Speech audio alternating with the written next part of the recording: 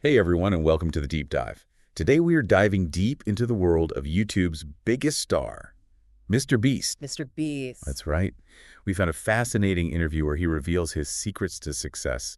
And trust me, this isn't just for aspiring YouTubers. No. We're talking about the fundamentals of creating content that captivates no matter what you're making. Absolutely. And you might be surprised by what Mr. Beast considers the most valuable thing for YouTube success. Okay, I'm really intrigued, so spill the beans. What is it? Knowledge. He constantly emphasizes the importance of constantly learning and refining your craft. He even claims anyone can achieve YouTube success within 6 months, if they possess the right knowledge. 6 months? That sounds almost impossible. It might sound like hyperbole, but I think what he's getting at is the importance of dedication and a relentless pursuit of improvement. He calls it a 10,000-day journey. 10,000 days. Which might sound daunting, but think about it. That's about 27 years. Mr. Beast is basically saying this isn't about overnight success, it's about committing to a lifelong process of mastering your craft. Wow, 27 years. That puts things in perspective.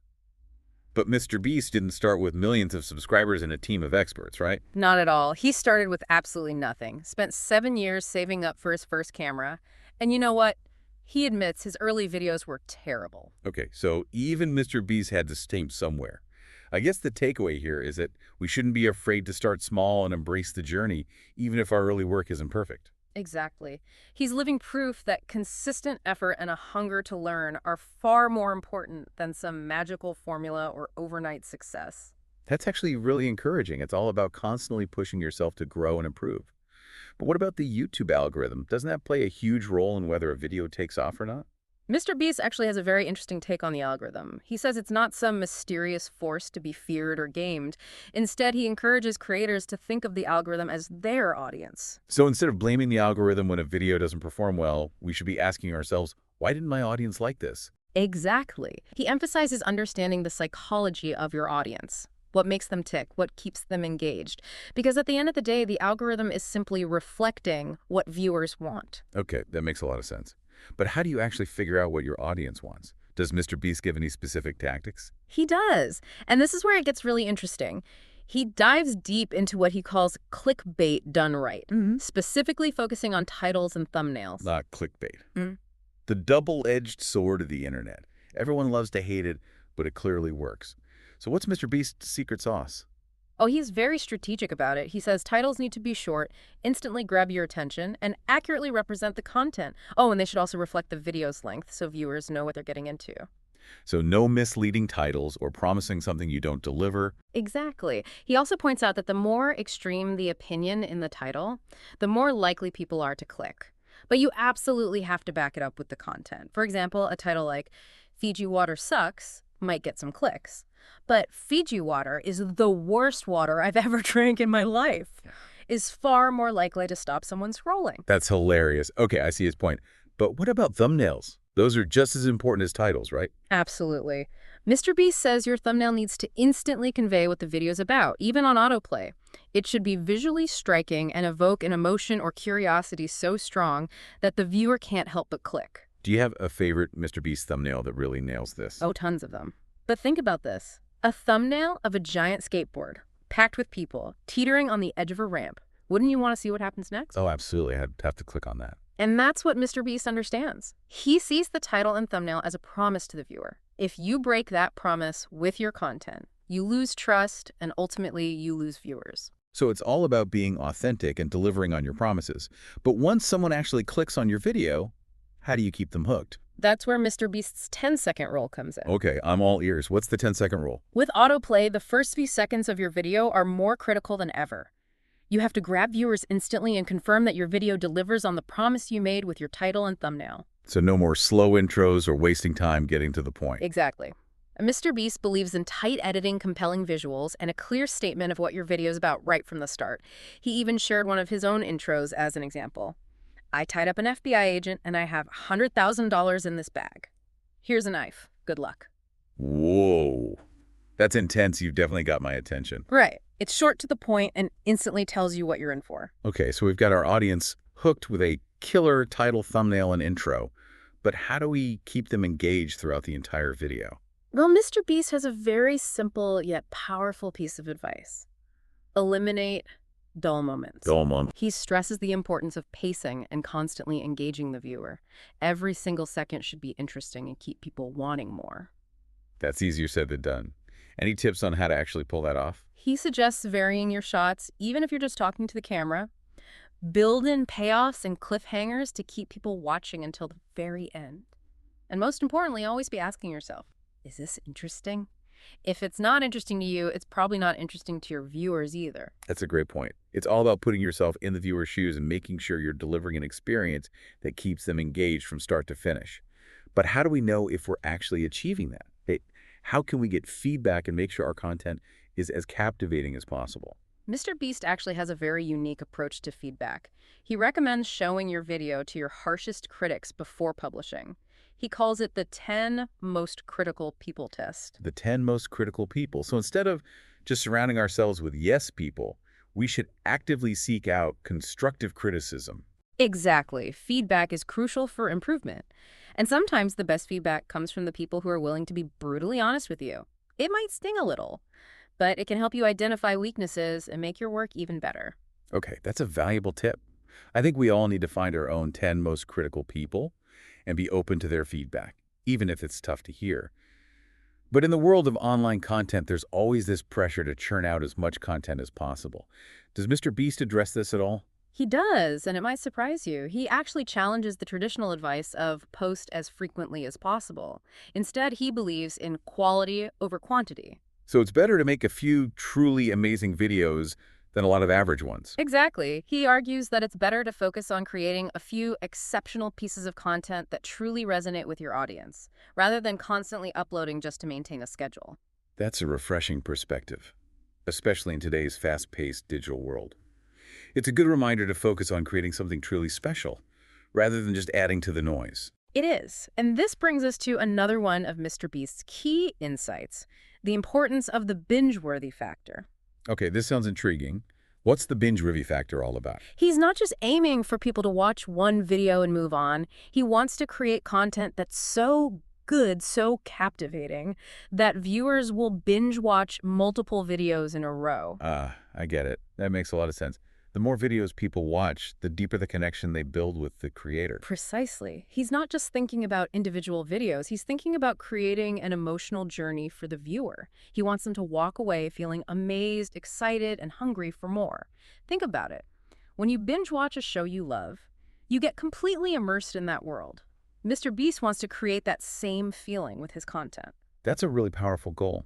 It's not just about entertainment. It's about creating an experience that truly resonates with viewers and leaves a lasting impact. Absolutely. And I think that's what makes his insights so valuable, even for those of us who aren't aspiring YouTube stars. I'm already seeing so many ways to apply these principles to my own work. Even though I'm not a content creator, it's really inspiring. We've covered a lot of ground here already. But there's so much more to explore in MrBeast's world. You're right. In the next part, we'll delve into MrBeast's take on knowledge as the ultimate key to success, how he utilizes virality, and his thoughts on the power of quality over quantity. You won't want to miss it. Welcome back to the deep dive. Before we went to the next part, we were talking about MrBeast's binge-worthy factor and how he wants viewers to watch multiple videos in a row, creating that immersed feeling you get with a great show. Right, and I think that's such a smart approach, especially when you consider how much content is out there competing for our attention. But how does he actually create content that keeps viewers hooked? Is there some secret formula? Well, he does emphasize one thing repeatedly that might surprise you. He claims if you had his knowledge, you could gain millions of subscribers in just 6 months. Hold on, is he seriously saying that anyone can become the next MrBeast just by learning a few tricks? I'm not sure I buy that. I think it's important to understand what he means by knowledge. It's not just about knowing how to edit videos or write catchy titles. He's talking about a deep understanding of your audience, the platform, and the creative process itself. He's a firm believer in constantly learning, experimenting, and refining your craft. So it's not about copying his style or trying to replicate his videos, but rather about adopting his mindset of constant learning and pushing the boundaries. Exactly. Remember his 10,000-day journey. He's not talking about finding a quick fix. He's talking about dedicating yourself to a lifelong process of growth and development. Think about it. He started with no money, terrible videos, and a whole lot of determination. He didn't become Mr. Beast overnight. He spent years honing his skills and experimenting until he found what worked. Okay, that makes a lot more sense. It's about embracing the process of continuous improvement and always striving to be better. But let's get back to this idea of knowledge being the key. What specific knowledge does he consider essential for YouTube success? Well, he's constantly talking about understanding the YouTube algorithm, but not in the way you might think. He says that understanding the algorithm really boils down to understanding human psychology. He even suggests replacing the word algorithm with audience to get a clearer picture of what truly drives success. So it's not about trying to game the system or trick the algorithm into promoting your videos. It's about understanding what viewers want and creating content that resonates with them on a deeper level. Precisely. He even points out that people often use the algorithm as a scapegoat when their videos don't perform well. Instead of blaming the algorithm, he encourages creators to ask themselves, why didn't my audience like this video? And then use that feedback to improve. It's about taking ownership of your success and understanding that the audience, not some mysterious algorithm, is the ultimate judge of your work. Exactly. And he backs this up with some interesting points about the importance of virality. He argues that it's much more impactful to have one video go viral and get millions of views than to have 100 videos with mediocre view counts. Oh, that makes sense. One viral hit can really launch a channel into the stratosphere, while a bunch of average videos might barely make a ripple. Exactly. And he uses his own experience as an example. Some of his most viewed videos were made with very little money, proving that you don't need a huge budget to create something that resonates with a massive audience. So it's not about the production value or fancy equipment. It's about the core idea and how it's executed. Precisely. He even challenges the common belief that you need to pump out content constantly to stay relevant. He argues that it's better to focus on creating a few truly amazing videos than to constantly upload average content just to maintain a schedule. There's that quality over quantity philosophy again. It seems to be a recurring theme in his approach. It is, and it speaks to his respect for the viewer's time. He doesn't want to waste anyone's time with content that isn't truly engaging and memorable. That's a valuable lesson for anyone creating content, regardless of the platform. But let's shift gears a bit. We know Mr. Beast talks about the importance of seeking feedback, even from your harshest critics. Why is that so crucial? Because sometimes the best feedback comes from people who aren't afraid to tell you the truth, even if it stings a little. He suggests finding the 10 most critical people you know, those friends or colleagues who always keep it real, and asking them to ruthlessly critique your work. Ouch. That sounds terrifying. But I can see how it would be incredibly valuable. It's easy to get caught up in your own bubble and think your work is amazing, when in reality could use some polishing. Exactly. It's all about having a growth mindset and being open to constructive criticism. No. It's not about taking it personally. It's about using that feedback to identify weaknesses and make improvements. He's really driving home the point that learning and growing is a never-ending process. You're never truly finished. There's always room for improvement. Absolutely. And I think that's a powerful message, especially in a world that often values instant gratification and overnight success. He's reminding us that true mastery takes time, effort, and a willingness to constantly push ourselves beyond our comfort zones. I'm loving all these insights. It's like we're getting a masterclass in content creation from Mr. Beast himself. But I'm curious, where does he draw the line between being inspired by other creators and simply copying what's already been done? That's a great question, and he actually addresses it directly. He encourages creators to find inspiration from others, but to always strive to make it their own, to elevate it, to do it 100 times better. He even has a specific question he asks himself. How can I do that but 100 times better and make it my own? I love that. Yeah. So it's not about stealing ideas, but about using them as a springboard for something even greater. Yeah. It's like he's saying, don't just copy my homework, use it as inspiration to ace the test. That's a perfect analogy. He even talks about how he takes existing formats and injects them with 100 times more creativity, editing prowess, and overall production value. He's not afraid to invest heavily in his ideas to create truly unforgettable experiences. And that's what sets him apart. He's not just following trends. He's setting them.